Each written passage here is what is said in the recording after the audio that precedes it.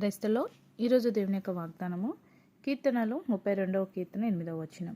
నీ మీద దృష్టి ఉంచి నీకు ఆలోచన చెప్పేదను, దేవుడి వాక్యం నిలిచును గాక. ఆమేన్. అవునండి, మన మీద దేవుడు దృష్టి నిలిపి మనకి ఆలోచన చెప్తానంటున్నాడు.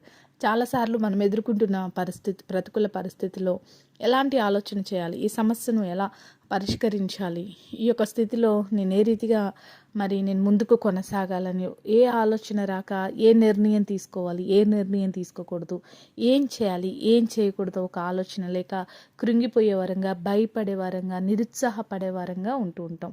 కానీ దేవుని యొక్క వాక్యం సెలవిస్తుంది, నీకు దేవుడు ఆలోచన చెప్తాను అని అంటున్నాడు, నీ మీద దృష్టి నిలుపుతాను అంటున్నాడు. కాబట్టి మన మీద దృష్టి నిలిపి మనకు చక్కటి ఆలోచన ఇచ్చి దేవుడిచ్చే ఆలోచన చొప్పున మనం ముందుకు వెళ్ళినప్పుడు మన జీవితంలో ప్రతి సమస్యను, ప్రతి శోధన మనం జయించగలుగుతాం.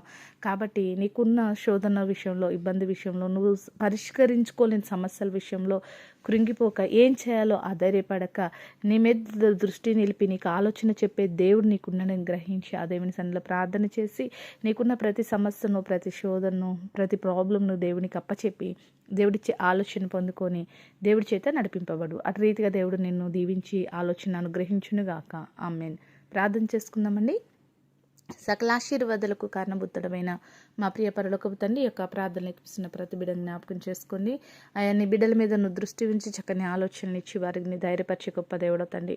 బిడ్డల వారికి ఎదుర్కొంటున్న శోధన, సమస్య, ప్రతికూల పరిస్థితి విషయంలో కృంగిపోయేవారు కాక నువ్వు ఇచ్చే ఆలోచనను పొందుకొని నువ్వు ఇచ్చే ఆలోచన చొప్పున తండ్రి వారి ప్రతి శోధన జయించి నీ సాక్షులుగా ఉండటకు సహాయం దయచేయమని యేసు నామములో ప్రార్థిస్తున్నాం తండ్రి. ఆమేన్.